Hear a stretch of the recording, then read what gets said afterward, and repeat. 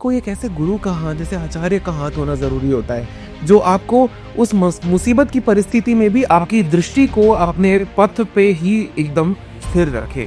Initially मुझे भी काफ़ी it was not at all supportive thing from the society. सदियों से नृत्य को गलत बताया गया है। नाच तो मात्र शब्द है। मीराबाई की रचनाओं में देखिए, रसखान की रचनाओं में देखिए, जो बाहर से इन्वेडर्स आए उन्होंने हमारी ही भाषा में हम ही को, हमारे नृत्य को गलत साबित कर दिया। भरतनाट्यम नृत्य मंदिरों में पैदा हुआ था, आज भी है। उसमें हस्तमुद्राओं से लेकर चलन से लेकर हाव विभाव सब कुछ ऐसा है जो शास्त्रों में वर्णित है। जिस राज्य का जो नृत्य होता है उसका इन्फ्लुएंस वो अपने में जरूर लेता है। हमारे लिए तो ये सबसे इम्पोर्टेंट है कि यूथ को केटर करें। Double fast paced running world में where AI has most of the influence over your lives, वो भूल जाएंगे कि कला आती कहाँ से है।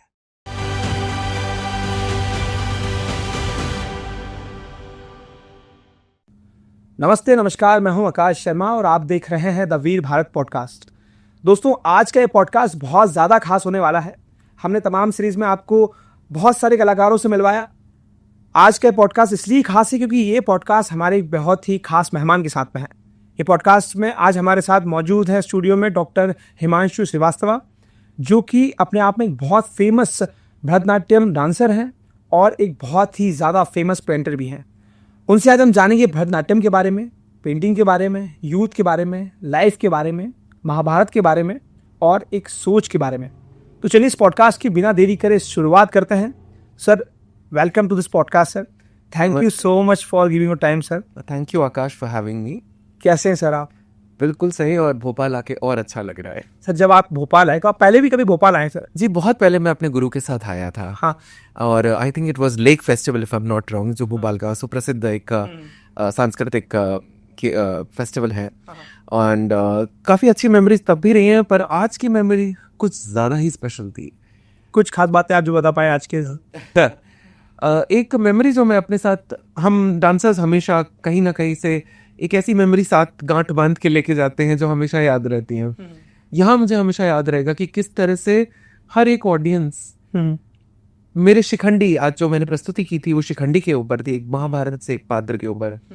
आज हर एक व्यक्ति उस शिखंडी के साथ हंस रहा था, उसके साथ रो रहा था, उसके साथ रथ पे सवार था और उसके साथ भीष्म के अगेंस्ट लड़ रहा था। And I could see it. मेरी एक बहुत ही खराब आदत है कि मैं ऑडियंस को देखता हूँ, जो कि हमें मना किया जाता है, मगर it was an unbelievable experience.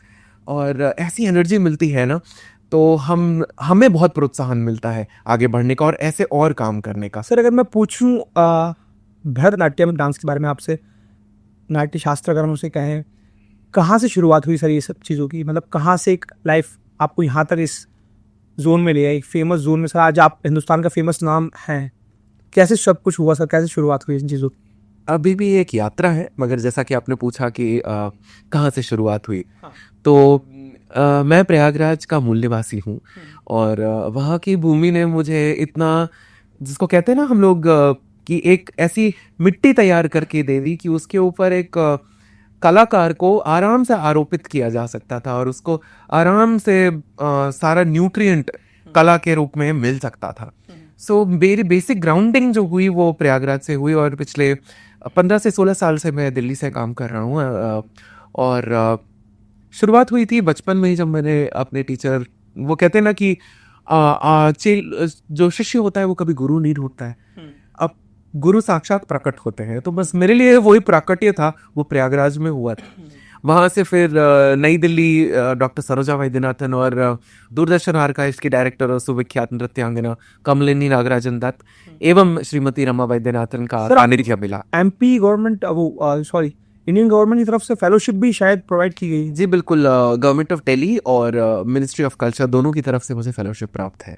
Sir, तो इसमें मैं अगर सीधा सवाल आपसे पूछूं सर, तो भरतनाट्यम में सर जहाँ तक हम लोग देखते हैं, सो सॉरी सर, पर जो आप लड़के हैं, फिर क्या एक थॉट आता है आपको कहीं ना कहीं फेस करने को शायद मिला हो? मैं उसी हूँ। बिल्कुल इंटरेस्टिंग सवाल है। ऐसे फर्स्ट पे इस सवालों को बार बार उठाना चाहिए, मुझे लगता है। आई नो थोड़ा मोनोटोनस साउंड करते हैं, बट हर एक एरा में, हर एक नए वर्ष में ये सवाल जरूर उठाना चाहिए क्योंकि हमारा विजन बदल जाता है कुछ सालों में। जब कोई यंग कलाकार शुरू करता है ना तो उसके लिए बहुत पेनफुल होता है कभी कभी, क्योंकि टोटल सोसाइटी एक्सेप्टेंस नहीं मिलता है बिल्कुल भी। हाँ। पर कहीं ना दो चीजें बहुत काम करती हैं।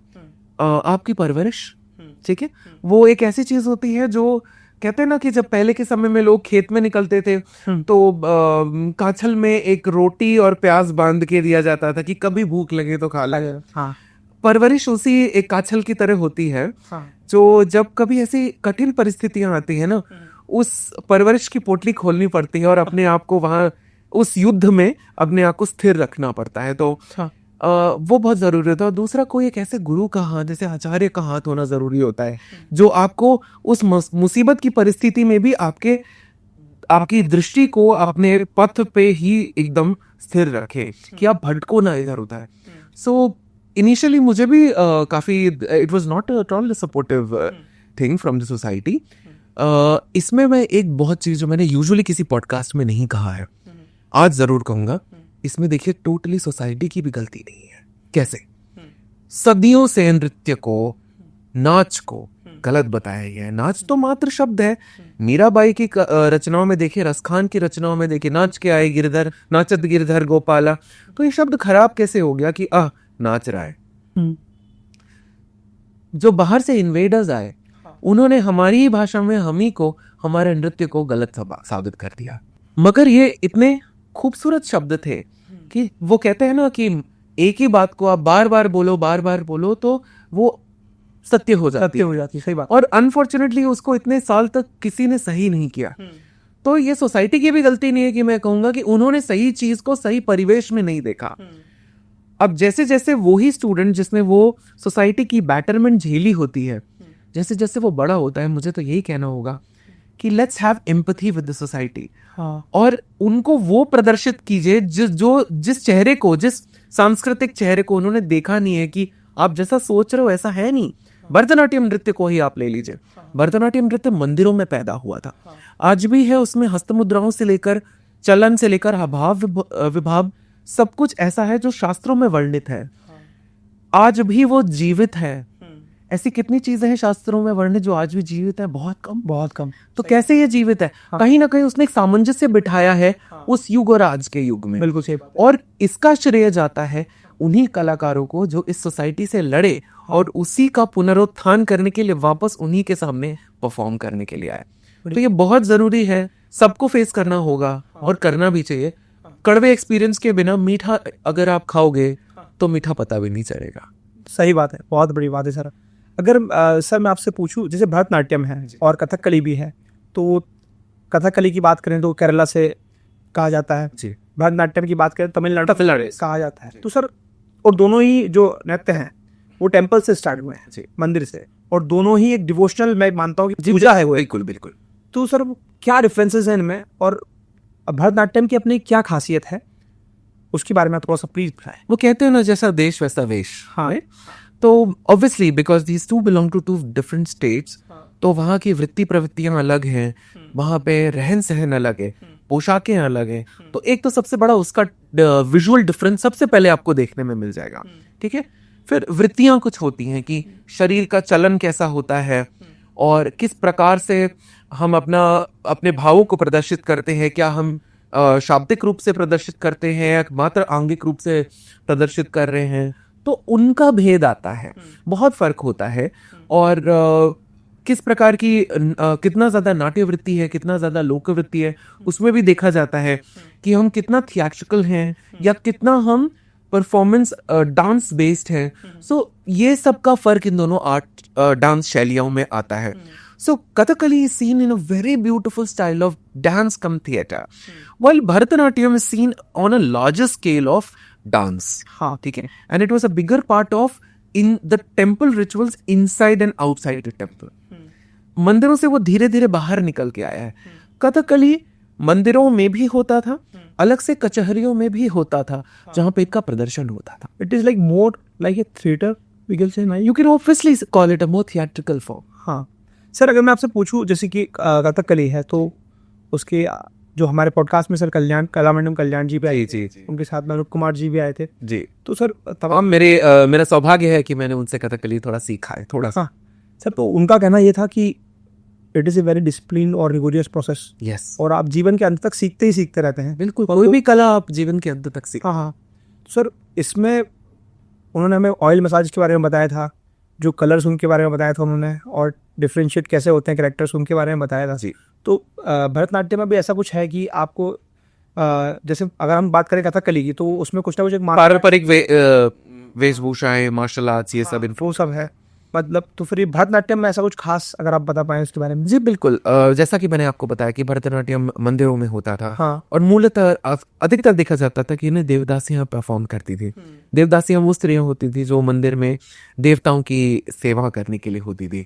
तो सुबह के उठाने से लेकर संगीत को, बाल भोग से लेकर, मध्याह्न भोग से लेकर, संध्या से लेकर रात्रि शयन तक वो नृत्य प्रस्तुत करती थी, कुछ ना कुछ छोटे छोटे टुकड़ों में। इनफैक्ट तंजौर और एक जगह तंजौर है, बृहदीश्वर, और मयलापुर एक जगह है, इनमें तो स्पेशली कहा जाता है कि इनमें 365 देवदासियों से ऊपर होती थी। अर्थात प्रत्येक दिन एक देवदासी पूरी सेवा देगी भगवान को। तो उसका असर जाहिर सी बात है वेशभूषाओं पे बहुत आया है। दक्षिण भारत में टेम्पल ज्वेलरी करके बोलते हैं, वो बहुत आयत आपको भरतनाट्यम में देखने को मिलेगी। इनफैक्ट मैंने एक पहन भी रखा है उसका, ये बहुत ही स्पेसिफिक होती है। हाँ। और सिल्वर और गोल्ड में अक्सर बनी हुई होती है, तो ये बहुत खास होती है हमारे लिए। वस्तुतः देखा जाता है कि अधिकतर भरतनाट्यम डांसर इसे पहनते हैं। वेशभूषाओं में भी कांचीपुरम की बनी हुई साड़ियाँ या वेष्टियाँ, धोतियाँ, उनका अधिकतर प्रयोग होता है। तो वेशभूषा का तो उतना आहार्य एक बहुत ही अनूठा प्रयोजन होता है हर एक नृत्य शैली के लिए। वो उसको विजुअली सेग्रीगेट करता है दूसरे डांस स्टाइल से। तो हमारे लिए कांजीवरम साड़ियाँ, रूप सज्जा, जैसे आपने देखा कि कथकली में, जैसा कि कल्याण सर ने बताया आपको कि रंगों का संयोजन होता है, अलग अलग रंग का अलग अलग मतलब होता है। पात्र बदल देता है अगर रंग बदल गया तो। सही। हमारे में वर्ण या रंग जो होता है वो भाव होते हैं। ठीक है, हम अपने फेस को कलर नहीं करते, मेकअप करते हैं, आंखें बड़ी बड़ी बनाते हैं क्योंकि हमारी ऑडियंस दूर पे होती है, प्रोजेक्शन देना होता है। सही। हमारे में नवरस होते हैं और उनको अलग अलग रूपों से दिखाया जाता है। और वो हमारे लिए जो रंग का है वो काम करते हैं। वो ही उसी रंगों से, उसी भावों के रंग से हम हीरोज भी दिखाते हैं, हम विलन्स भी दिखाते हैं, देवता भी दिखाते हैं, दानव भी दिखाते हैं। सो वो बहुत जरूरी होता है कि सही भाव का सही, जैसे कलर की सही क्वांटिटी हो तो सही इफेक्ट आएगा, वैसे भाव का भी करेक्ट क्वांटिटी में सही इफेक्ट आता है। तो हमारे लिए हमारे भाव हमारे रंग हैं। ये भरतनाट्यम की शैली की एक खासियत है। और जैसे भरतनाट्यम को आइडेंटिफाई कैसे करें, हमारे यहाँ बहुत एक वेरी वेरी पिक्यूलियर एक तरीका होता है, नाट्य आरंभम, जिसको ऐसे ये एक स्थान होता है और हम अपने पैर को फोल्ड करके बैठते हैं।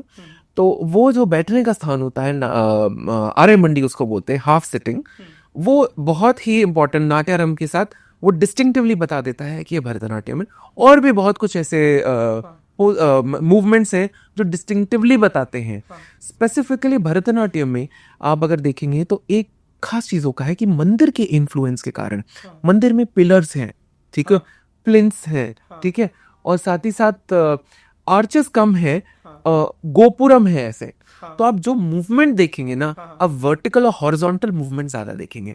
वहीं आप मोहिनीअट्टम में, जो कि केरला का एक नृत्य शैली है, उसमें आप वेवी पैटर्न ज्यादा देखेंगे, दोलायमान ज्यादा देखेंगे, पेंडुलस मूवमेंट ज्यादा देखेंगे, जैसे कि नारियल का पेड़ हिलता है। सो मैंने कहा ना, जिस राज्य का जो नृत्य होता है उसका इन्फ्लुएंस वो अपने में जरूर लेता है, उस एनवायरमेंट का इन्फ्लुएंस आ ही जाता है। बिल्कुल सही बात है सर। आप आज इस कड़ी को आगे बढ़ाते हुए ले जा रहे हैं। ये सालों से चली आ रही परंपरा है, सालों से चली आ रही पूजा है। मैं दोनों ही आर्ट फॉर्म को एक डिवोशन की तरह से देखता हूँ, पूजा मानता हूँ मैं इन दोनों ही आर्ट फॉर्म को, क्योंकि अपने आप में सर बहुत डिवाइन है, बहुत प्योरिटी इन आर्ट फॉर्म में। केवल दोनों कह रहे हैं, हमारे भारत में, प्राचीन भारत में नृत्य न केवल नृत्य का एक अनुभव होता था, बहुत सिंपल सा फंडा होता था सर। नृत्य तो हमने आजादी के बाद इतना क्लासिफाई किया है, मगर नृत्य का मेन मकसद ये होता था कि अपने सेंसेस को इतना थका दो कि आत्मा परमात्मा में मिल जाए, ये पता चल जाए कि आत्मा क्या है, शरीर क्या है। तो जब शरीर थकता है जिस वक्त, उस वक्त आत्मा से साक्षात्कार होता है, उस वक्त आत्मा बल लगाती है, आत्मा बल देखती है। जो जिसका कोई खुद का शरीर नहीं है, तब वो पृथकीकरण में आपको इहलोक और परलोक दोनों का साक्षात्कार हो जाता है। तो it was a part of our living. Spirituality as a subject नहीं था जैसे अब पाश्चात्य में है। भारत में spirituality was from the food to dance to wearing to sleeping and waking up. सुबह सुबह उठते ही कराग्रे वसते लक्ष्मी, कर मध्य सरस्वती, कर मूले स्थितो ब्रह्म, कर प्रातः कर दर्शनम, ऐसे करके लेकर संध्या से लेकर हम इतने स्पिरिचुअल थे अपनी लिविंग में, बट कहीं ना कहीं वो छूटता चला जा रहा है। So this whole classical dance form is a wave of revival of what we have lost, and hence it is very very important. और इनफैक्ट मैं थैंक यू बोलूंगा इस प्लेटफॉर्म को कि जो प्रमोट कर रहा है क्लासिकल आर्ट्स को आगे ले जाने में और यूथ तक पहुंचा रहा है, जो कि बहुत जरूरी है आज। Sir what do you think about today's generation और टुडेज यूथ? अगर एक मैसेज आप पहुंचाना चाहते हैं, क्योंकि जिस आर्ट फॉर्म में आप हैं बहुत कम लोग सर वहाँ तक पहुंच पाते हैं या फिर बहुत कम लोग उसको परस्यू करते हैं, तो इसकी सेफ्टी एंड सिक्योरिटी के लिए क्या एक ऐसी मुहिम आप सोच रहे हैं कि अब आगे आपको कुछ पहल उठानी पड़ेगी या फिर ऐसा होना चाहिए? देखिए, हर एक परफॉर्मेंस हमारे लिए एक महल होता है। हम मिनी एजुकेटर्स हैं। हाँ, हम बोलते नहीं हैं सही, बट कहीं ना कहीं हम एजुकेटर्स हैं। बिल्कुल। कल्याण जी ने जैसे प्रसंग किया, विश्वरूप का प्रसंग किया, आज मैंने शिखंडी किया। इनमें से बहुत से होंगे जिनको पहले से पता था, इनमें से बहुत से होंगे जिनको नहीं पता था। नहीं पता, बट जब आज वो सभा से उठ के जाएंगे ना, वो याद रखेंगे। कारण बोला हुआ भूल जाता है, देखा और सुना एक साथ कभी नहीं हुआ। नहीं भूला जाता। तो हमने केवल नृत्य नहीं किया है, हम क्लास दे के आए। हाँ, सही बात है। सो एंड हमारे लिए भी उल्टा एक लर्निंग हुई है। कुछ ना कुछ हम देते हैं और कुछ ना कुछ वो भी हमें देते हैं। It's a cross exchange. So it's a very beautiful classroom each time we enter the stage. तो हमारे लिए तो ये सबसे इम्पोर्टेंट है कि यूथ को केटर करें, क्योंकि हमारी जनरेशन तक तो अभी तक तो संभला हुआ है। अगर हमने सही तरीके से प्रोजेक्ट नहीं किया तो आज के इस फास्ट रनिंग वर्ल्ड में, double fast pace running world में, where AI has most of the influence over your lifes, वो भूल जाएंगे कि कला आती कहाँ से है। सही बात है। क्योंकि हमें अब क्या चाहिए? हमें रिजल्ट चाहिए। आपको हिमांशु श्रीवास्तव के बारे में ढूंढना है, आप चैट जीपीटी से पूछ सकते हैं, ठीक है। बट आपको उनकी कला को देखनी है तो आपको अनफॉर्चुनेटली या फॉर्चुनेटली ऑडिटोरियम में बैठना पड़ेगा, राइट। बस इतनी सी बात अगर हम कन्वे कर जाए ना सर, लेकिन अब उसको भी यूट्यूब पे देख लेता बंदा। एक ऑडिटोरियम में जो एनवायरमेंट होता है कि वो तो जो नहीं रोक सकते हैं, वो तो हम नहीं रोक सकते। डिजिटल मीडिया को गलत कहना तो बिल्कुल गलत हो। हाँ, सही। क्योंकि हम बढ़ रहे हैं, आगे की तरफ बढ़ रहे हैं। बस हमें ये देखना है कि जिस संस्कृति को जो इतने सदियों से चली आ रही है, हमारे पूर्वजों ने बचाया है, अब हम उसको कैसे बचाएं। सही बात। So digital media and digital archiving is a very very good process. In fact जिनसे मैंने सीखा, one of my teachers Kamlin Nagarjun Das was a pioneer in archiving Doordarshan. वो दूरदर्शन आर्काइव्स की डायरेक्टर रही हैं और इतना कुछ उन्होंने रिकॉर्ड किया है जो आज के समय के, आज के स्टूडेंट के लिए हीरे मोती से कम नहीं है। एक डांस स्टूडेंट जाके उसको रेफर करता है आज के समय में। सोचिए किसी ने रिकॉर्ड नहीं किया होता तो क्या हुआ होता। सही बात। इसीलिए हमें ना, चाहे हम कितने भी कल्चर से बंधे हों, कितने भी मजबूती से खड़े हों, हमें ये भी देखना पड़ेगा कि हम धीरे धीरे एज आउट होंगे। हम आगे की जनरेशन को कैसे दें कि वो संस्कृति भी समझ जाए और आगे भी लेके चले जाए। सो हर एक परफॉर्मेंस ना एक मुहिम होता है कि कैसे उनको हम बता सके कि ये आज भी है, आप डिसाइड करो आप इसे कैसे ले जाना चाहिए। सही बात है। सर, अगर हम बात करें महाभारत की, रामायण की, तो मैं अगर आपसे पूछूं पर्सनली कि आपका एक ऐसा फेवरेट कैरेक्टर हम कहें या फिर एक नाम अगर मैं आपसे पूछने की कोशिश करूं कि वो कौन सा नाम है, वो कौन सा पात्र है जो आपको सबसे ज़्यादा पसंद आया? क्योंकि कई बार क्वेश्चन उठता है सर कि महाभारत को लोग बोलते हैं ऐसा, या फिर देखकर ऐसा लोगों से सुना है मैंने कि जब सब कुछ गलत है तो फिर सही क्या है? वहाँ पर सब कुछ सही भी है और सब कुछ गलत भी है, ऐसा एक थोड़ा सा महसूस होता है उसे देखकर। तो आपके हिसाब से क्या? मेरा जवाब आपको बिल्कुल भी सरप्राइजिंग नहीं लगेगा, बट मेरे व्यू में, and I have a very strong view with my research that I have done along with my father. जब मैं पढ़ रहा था इन सब चीज़ों को बचपन के समय से ही, मुझे बड़ा इंटरेस्ट था अर्जुन के बारे में। सबके लिए अर्जुन हीरो है, हाँ मेरे लिए पथिक है वो। हर समय वो खोज रहा है, हाँ और भगवान उसके बिल्कुल पीछे चल रहे हैं, उसके कंधे पे हाथ रख के चल रहे हैं, पर वो फिर भी नहीं समझ पा रहा है। हाँ और वो इसी वजह से मुझे पसंद है क्योंकि हम सब अर्जुन हैं। हाँ, क्योंकि हम रोज ना उसके सब खोज, हमें पता है अध्यात्म कहाँ है, हम देखना नहीं चाह रहे। सही बात है। हम अपने रास्ते में ही अपना धनुष और बाण रख के बैठे हैं, हम अपने में ही उलझे हुए हैं, और हम ही ने मान रखा है कि ये हमारा कुरुक्षेत्र है। जबकि कृष्ण स्वयं कह रहे हैं कि वो जो वहां मरा है वो भी मैं हूँ, जिसने मारा है वो भी मैं हूँ, और जो यहाँ से लड़ रहा है वो भी मैं हूँ। तो this is a universal statement that he has given. So Arjun मुझे एक बड़ा ही विचित्र पात्र लगता है, हाँ कि तुझे तो सब मिल गया, तुझे अब किस चीज की चिंता है। हाँ सो एट द सेम टाइम उनसे बड़ा सीकर मुझे कोई नहीं लगता है, उनसे बड़ा पथिक, उनसे बड़ा स्टूडेंट कोई नहीं मिलता है, कि वो प्रत्येक क्षण जो सीखना था, नृत्य से लेकर युद्ध तक, हाँ। उन्होंने सब सीखा। ये आज के समय के लिए बहुत जरूरी है, जो खो रहे हैं समय के हिसाब से, कि अरे अब तो एज होगी, अब शायद ये नहीं सीख सकते, ओ अब तो ये नहीं सीख सकते। आप सब कुछ सीख सकते हो, अपने तरीके से सीख सकते हो, आप डिसाइड करो। आपके हिसाब से युधिष्ठिर आपको कैसा लगता है? एक काफी इंटरेस्टिंग कैरेक्टर है जो हमें बहुत कुछ सिखाता है। कि एक तो सबसे अच्छी चीज जो उनसे सीखने को हमें मिलती है, व्यास जी की कलम से। मैं ये नहीं कहूंगा कि कैरेक्टर से सीखने को मिलती है, क्योंकि व्यास जी ने इन पात्रों को ऐसी खूबसूरती से जड़ा है सोने के बीच में, और सोने का नाम है महाभारत। कि युधिष्ठिर से हमें ये सीखने को मिलता है कि सारा धर्म एक तरफ और एक दुर्व्यसन एक तरफ। सारा धर्म एक तरफ, आपकी सारी धर्म निष्ठा एक तरफ, हाँ, और एक दुर्व्यसन, हाँ द्यूत क्रीड़ा, हाँ एक तरफ। वो आपको कहां से कहां ले जा सकता है, हाँ, सही में। कि आपके सारे धर्म वहीं रखे रह जाएंगे। और ये बहुत बड़ी सीख है हमारे लिए, कि धर्म परायण भी हो, एट द सेम टाइम ये भी माइंडफुल लिविंग, जो हम इंग्लिश में बोलते हैं, कि सोच समझ के प्रत्येक क्षण को जियो। ये युधिष्ठिर से सीखने को मिलता है। सही। अगर मैं आपसे पूछूं कि आज भी ऐसा होता है कई बार, हम जैसे अगर हम युधिष्ठिर को देखें तो उसने अपना धर्म निभाया। वो जहाँ वहाँ पर गैमलिंग हो रही थी तब भी वहाँ पर क्षत्रिय धर्म निभाने गया वो, कि मुझे न्योता आया तो मुझे जाना पड़ेगा, अगर मैं वहाँ पर नहीं जाऊँगा तो फिर अपमानजनक बात हो जाएगी ये। तो सर कई बार ऐसा होता है हमारी लाइफ में भी कि कुछ दो चॉइस में आपको चूज करना पड़ता है, मैं वही बोलने वाला, पर हम डर के कारण उससे बोलते नहीं नहीं ठीक है। हम उन यही सीखने को मिलता है बहुत बड़ी चीज, कि जो आपने बहुत प्यारी बात कही कि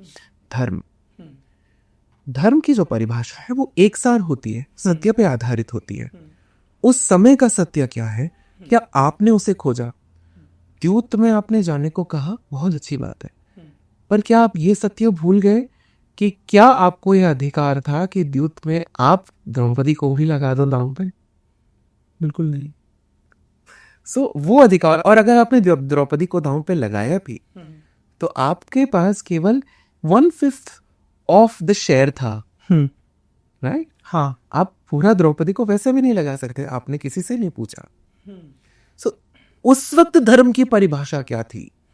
अगर वो ये सोच लेते तो बहुत बड़ी चीज थी। पर वहां पर जो और भाई बैठे थे छोटे जी, उन्होंने कहा कि हाँ जो बड़े भाई ने अगर कोई कदम उठाया है तो सभी सोच समझ के उठाया है। हालांकि उसमें भीम नहीं, शायद भीम या फिर अर्जुन भीम थे। यही चीज एक क्राइम की क्लियर डेफिनेशन होती है, हाँ कि आपने क्या लांघा। हाँ, वरना क्राइम करने वाले तो यही कहता है कि नहीं, इसने मेरे साथ बुरा किया था तो मैंने इसकी आंखें फोड़ दी, हाँ बट क्या वो क्राइम नहीं हुआ? सही बात। राइट। सो बहुत बहुत फाइन लाइन होती है सत्य असत्य के बीच में, धर्म अधर्म के बीच में। उनको संतों के साथ, गुरुओं के साथ बैठ के इस पे विमर्श करना होता है। महाभारत अपने में एक महाविमर्श है, एक जगत कल्याण के लिए है, कि आप सोचिए कि आप स्थान पे हैं तो आप क्या करेंगे। उसको आत्मसार मात्र कंठस्थ करने से नहीं होता है, उसको बार बार ये महाभारत में मुझे ऐसा लगता है एक बार का मनन नहीं है, पूरे जीवन का मनन है। तो उसको बार बार सोचिए, और आप उस वक्त, जैसा कि मैंने स्टार्टिंग में ही कहा था, क्या आप अपने युधिष्ठिर हैं या अपने अर्जुन हैं, वो आप डिसाइड कीजिए। सही बात। अगर वही उस युधिष्ठिर की जगह में शायद भीम को बिठा देता, तो शायद ऐसा था कि वो ना होता। तो ये चॉइस जो है, making of choice is something what Mahabharata teaches you very nicely. Sir अगर मैं आपसे पूछूं कि आपने जैसे कहा कि यूथ को कैटर करना बहुत ज़्यादा ज़रूरी है, क्योंकि अगर यूथ को कैटर नहीं किया तो बहुत गलत प्रोजेक्ट भी हो सकता है, और उनको सही प्रोजेक्ट करना बहुत ज़्यादा इंपॉर्टेंट है समय के अकॉर्डिंगली।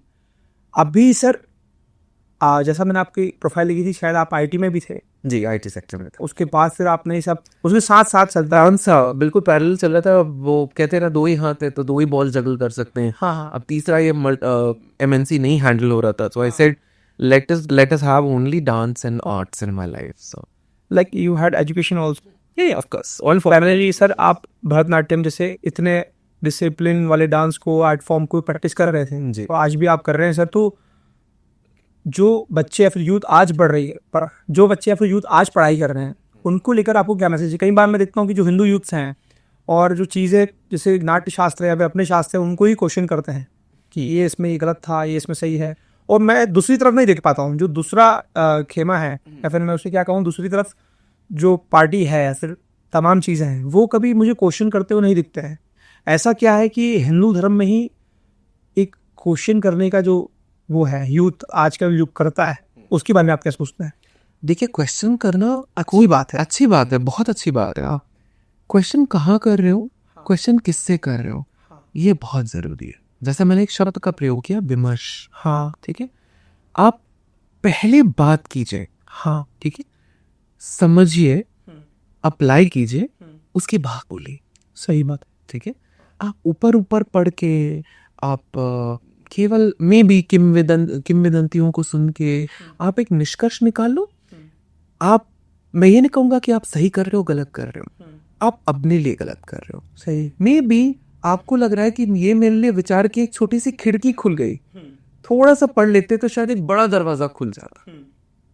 क्योंकि अपडेशन, यूथ को पूछूंगा मैं, लैपटॉप अपडेट करते हो ना, तो ये सब इन्फॉर्मेशन अपडेट करने में क्या जा रहा है आपका? It's only about time management. सही। अगर आपकी रुचि हुई, आप आराम से कर लोगे। आपकी रुचि नहीं हुई, आप नहीं कर पाओगे। और वो अभिरुचि कैसे डेवलप करनी है, वो भी आपका चॉइस है। खेलने वाले खेल भी लेंगे, पढ़ भी लेंगे, सब कुछ कर लेंगे। आजकल एक बहुत कॉमन चीज चली है, अरे बाप रे, इतना सारा लोड है, हमारा बच्चा ये नहीं कर पा रहा है। आर यू श्योर वो नहीं कर पा रहा है, या आप उसे बता बता के नहीं कर पा रहे हो? वो सब कुछ कर लेगा। Human capacity is unbelievable. हम उसे बता बता के उस ह्यूमन कैपेसिटी को हम कम करते जा रहे हैं कि नहीं कर पाएगा, नहीं कर पाएगा। लेट हिम ट्राई, उसके बाद देखेंगे। और जहां तक रहा सवाल, माता पिता से बात करना, स्कॉलर्स से बात करना, प्रैक्टिशनर्स से बात करना और तब निष्कर्ष पे आना, वो ज्यादा उचित होगा। मात्र पढ़ लेने से उचित नहीं है कि हम इमीडिएटली प्रोजेक्शन पे आ जाए। जैसे आज भी है, कभी कभी मैं देखता हूँ कि फीड में इमीडिएटली ये होता है कि रामायण को लेके कि राजा राम जी ने गलत किया सीता को छोड़ के। उस वक्त वो उन्होंने क्यों डिसीजन लिया, वो युग पुरुष क्यों बने, उस युग को क्या जरूरत थी, क्या उस युग में टूट रहा था कि उनको ऐसा डिसीजन लेना पड़ा। वो एक युग पुरुष ही ले सकता है, वो एक युग स्त्री ले सकती है, और कोई नहीं। इसीलिए ना कोई वैसा राम बन पाया और ना कोई वैसा सीता बन पाई। आज के समय में अगर कोई बोले कि मैं छोड़ छाड़ के सब जा रहा हूँ, क्या उसकी धर्म पत्नी उसके पीछे निकल जाएगी? यूथ को यही सवाल पूछने का जरूरत है। सही। अगर मैं आपसे एक सवाल पूछूं, पैशन वर्सेस मनी, तो क्या रहेगा आपका जवाब? Well, for me, it's a very tough question, you know, because भौतिक और आध्यात्मिक के बीच में जो डिफरेंस है, वही डिफरेंस पैसे और पैशन के बीच में है। एंड आई थिंक दोनों को पैरेलल रन करना बहुत जरूरी है, क्योंकि आपका पैशन भी आपके शरीर से है, और जो भी आप money, your financial sustenance is also equally important. आप अगर अपने पैशन या जो भी आप जिस चीज के बारे में पैशनेट हो, यू आर लविंग समथिंग, तो प्रेम के लिए तो आप सब कुछ करते रहो ना, उसे सपोर्ट करते हो। If you in really love with something ना, आप खुद ही रास्ता निकाल के उसके फाइनेंसेस जोड़ लोगे। राइट? एक एमबीए का स्टूडेंट क्या करता है एमबीए करने के बाद? रास्ता निकालता है ना, सही। लेट्स से होटल मैनेजमेंट का स्टूडेंट क्या करता है, कहीं काम करता है, थोड़े दिन एक्सपीरियंस गेन करता है, इधर उधर भटकता है, फिर फाइनली एक जॉब मिलती है, फिर एस्केलेट करता है। तो जब कल्चर और डांस की बात आती है तो हम इतना क्यों घबराते हो? शुरू तो करो, प्रेम तो दिखाओ, वो फील्ड अपने आप प्रेम लौटाएगी जरूर। आप वन साइड पाथ तो चुनो। हाँ, आप चुनना ही नहीं सकते। अब सागर के किनारे बैठ के तो ये नहीं कह सकते हो ना कि मछली निकल के मेरे बास्केट में आ जाएगी। आपको डाइव करना पड़ेगा। सर, आपने शुरुआत करी, भरतनाट्यम आपने किया, चित्रकार आपने किया, उसके बारे में थोड़ा पेंटिंग्स के बारे में बताया कि इसके साथ साथ आपको पेंटिंग्स का कब से ऐसा लगा कि मुझे, कि बचपन से ही आप ड्राइंग करते करते करते? मेरे लिए दोनों एक ही बराबर हैं। मैं स्टेज पे पेंट करता हूँ और कैनवस पे डांस करता हूँ। सो थोड़ा डीप बात बोली है मैंने, मेरे लिए बहुत पर्सनल है बिकॉज, और मुझ दोनों ही एक दूसरे को कॉम्प्लीमेंट करते हैं, क्योंकि एक ही चीज़ आप बार बार भी करोगे ना, उससे भी आपको मानसिक और शारीरिक थकान होती है। पर जब एक से थकता हूँ तो दूसरा मुझे अपने आप सपोर्ट करता है कि क्यों थक रहा है, चल इधर आ। सो ये बैडमिंटन मैच दोनों के बीच में तो चलती ये दोनों चीजें बचपन से थी या फिर? ये फॉर्चुनेटली दोनों, ये रुझान जिसको नहीं, ये बचपन से ही था यार। बचपन से ही आज भी मम्मी ने वो ग्लास प्रिजर्व करके रखा है। तो वो हम नॉर्थ में किसी भी चीज से फर्श पे खींचना या पेंसिल से दीवार पे या कोयले से फर्श पे खींचना खराब मानते हैं, कहते हैं उससे ऋण बढ़ता है। तो अलाउड नहीं था, पेंसिल इनिशियली दी नहीं जाती थी, बट भूत था कि कुछ तो बनाना है। तो शुरुआत हुई थी कि बहुत ऑड शुरुआत है, बट इसको आज के टाइम पे इसको ऑब्जर्वेशन माना जाता है, आर्ट ऑब्जर्वेंस के नाम पे कोर्सेज भी होते हैं। तो मैं क्या करता था, सीमेंट की कहीं कोई ऐसी कच्ची वॉल, बहुत छोटा था, सीमेंट की कच्ची वॉल होती थी, तो उसमें एक उसी ग्लास में पानी भर के वॉल पे फेंक देता था। घंटों बैठ के ऑब्जर्व करता रहता कि जैसे जैसे वो पानी सूखता है ना, उसमें चेहरे उभरते हैं, ठीक जैसे बादल में आकृतियां आती हैं, कभी कुछ बनता है, कभी कुछ बनता है, कभी कुछ बनता है, और फिर उसके बाद उसी ग्लास में डिप करके वो आकृतियां वापस बनाता था। तो मेरे पहला ब्रश मेरी उंगलियां ही थी, और डांस वेगली था हमेशा से मेरे साथ में। और फिर वही है ना, गुरुओं से साक्षात्कार हुआ और वो वैसी चीजें बढ़ती चली गई। एक कोई गुरु जिनको आप मानते हैं कि उनके आने से, मतलब वो आपके श्री कृष्ण थे इस जीवन में और आप अर्जुन थे? हमारे यहाँ कहते हैं कि गुरुओं का, वो जो गुरु होता है उसका नाम नहीं लेना चाहिए। बट मेरे एक स्पिरिचुअल मास्टर है ऐसा, जो मेरे आचार्य हैं, हर एक आचार्य से, नृत्य के आचार्यों से मुझे सीखने को बहुत कुछ मिला। उनमें से दो आचार्य, एक जो मेरे स्पिरिचुअल गुरु हैं जिनका मैं नाम नहीं लूंगा जाना आज के, उनके साथ जो सीख मिली वो एक बहुत अलग लेवल की सीख थी कि कला तो कला है, उसके परे क्या। क्योंकि कभी कभी एक कलाकार ही ना अपनी कला में इतना ज्यादा घुल जाता है कि वो भूल जाता है कि वो कला नहीं, वो व्यसन बन चुका है। It has become an addiction. उस एडिक्शन से भी बाहर आना पड़ता है ताकि उसी कला को ना दोबारा देख सकें, उसको रिन्यू कर सकें अपने ही अंदर। बहुत गूढ़ बात है।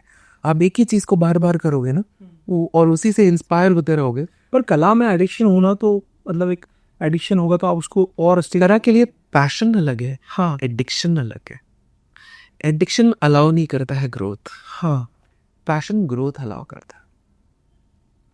सही बात है। अगर आप अपने से ही मंत्रमुग्ध हो गए, हाँ, तो मुझे नहीं लगता है आपकी ग्रोथ हो पाएगी। सही। मैं आपसे पूछूं कि आपने अपने स्पिरिचुअल गुरु के बारे में बताया, और दूसरा जो नाम मैं बताने वाला, उनमें से एक श्रीमती कमलिनी दत्त जी हैं। वैसे तो मूलतः कुछ कारणों से वो रूमेटॉइड आर्थराइटिस की वजह से एक्चुअली वो धीरे धीरे नृत्य उनसे छूट गया। हाथ उठा नहीं पाती थी, बट उनके सिखाने का तरीका आज भी मैं नहीं भूलूंगा कि मात्र मुखमंडल से सिखा देना कि ये तुम्हारे ऊपर सही लग रहा है। एक गुरु यूजुअली अपनी प्रति छवि को एक शिष्य को देता है, पर वो गुरु जो ये बोल दे कि ये तुम हो, तस्मै श्री गुरुवे नमः। सही बात है। ये बताना कि ये मैं बता रहा हूँ, ऐसे करो, अलग चीज होती है। ये बताना कि ये ही तुम हो, वो अलग चीज। जो अपने से साक्षात्कार करा दे, वो मेरे लिए बहुत बड़ा गुरु। ये गुरु तो आपके ऐसे ही नृत्य के गुरु हो गए, वो स्पिरिचुअल गुरु हो गया। आजकल यूथ भी ढूंढ रहे हैं या फिर ढूंढने की कोशिश हर व्यक्ति करता है, तो मैं आपसे पूछूंगा that how to find A Guru in one life. आप ढूंढ नहीं सकते हो, बिल्कुल नहीं ढूंढ सकते हो, वो खुद चल के आएंगे। बस अपनी आंखें खुली रखो। कभी कभी मणि मिलती है, हम समझ नहीं पाते और हाथ से निकल जाती है, बाद में पछतावा होता है और सब समझ में आता है कि अरे ये तो गुरु थे जो निकल गए, और वो कब निकल भी जाएंगे आपको पता नहीं चलेगा। गुरु is not a person, it is a string that enters in it's a very beautiful divine entity that enters in a person to teach you। और आप वो क्षण आपको समझना होगा कि ये वो क्षण है जब यही वो है जो मुझे सिखा रहा है। सो बहुत ज़रूरी होता है। बस मैं तो यही कहूँगा कि अपनी कला में घुले रहिए अच्छे से, और माइंडफुल लिविंग, आंखें खोल के कि क्या है, कैसे है, क्यों है, ऐसे जीने पे गुरु प्रत्यक्ष हो जाएंगे। अगर आप अपने में घुले रहेंगे तो फिर तो बहुत प्रॉब्लम है। Thank you so much sir, हमें टाइम देने के लिए, थैंक यू अगर बात करने के लिए। आपसे बात करके सर बहुत अच्छा लगा, बहुत कुछ सीखने को मिला, एक लाइफ का पर्पस समझ में आता है। आप बात करके उतने एनर्जेटिक आप रहते हैं, जिस प्रकार से आपने अपने आप को संजोया हुआ है। अभी भी आपको दिल्ली के लिए निकलना है, सारी चीज़ें, उसके बाद भी परफॉर्मेंस आपने दी है, उसके बाद भी आप इतना एनर्जेटिक कैसे रहते हैं? मतलब एक लास्ट क्वेश्चन था मेरा ये कि इतना एनर्जेटिक, मतलब कि ये जो आपका फिजिकल चीज़ें हैं उसका आप रह पाते हैं, या फिर कि वो स्पेशलिटी वो पूजा के कारण होता है, ये आदमी का मन और प्रसन्न होता है उस चीज़ को करने के बाद? आई थिंक यूजुअली कोई किसी भी आर्टिस्ट से आप पूछेंगे तो वो यही कहेगा कि डिसिप्लिन वगैरह। ऑफ कोर्स डिसिप्लिन तो बहुत ज़रूरी है, मगर वहीं एक सबसे बड़ी चीज़ होती है जो मैंने आपको बताई थी ना, शरीर थक जाता है, मन ने आत्मा नहीं थकती है। आत्मा नहीं रखती है। तो आत्मा ना पावर बूस्टर का काम करती है। वो शरीर को बताती है कि आप ना ब्रह्मांड का मैप हो, तो थक कैसे सकते हो, हाँ तो विराट है। तो हमें ही नहीं पता चलता है और वो पीछे से पावर बूस्टर दे देती है। तो that is one way, but at the same time एक डांसर के लिए ना अपने आप को कंजर्व करना भी बहुत ज़रूरी होता है।